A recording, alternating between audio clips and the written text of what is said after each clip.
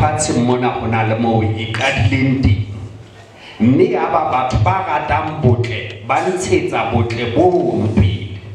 le empe ka tsela e tshwanang hona le moo ikadileng teng yaba batho ba ratang dintho tse mpe ba ntshetsa bobe bono pele mme boikarabello ke ba kereke hore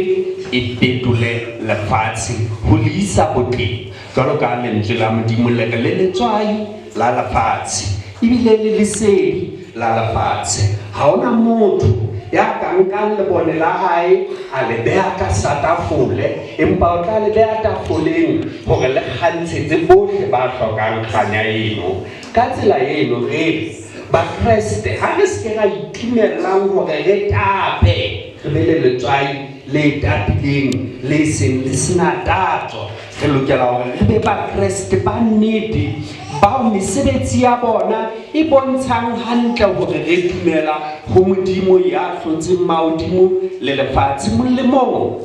wa hore naha ena e be naha e hlomphehang e be naha e futhumallang Mosotho e mong le e mong ke a leboha.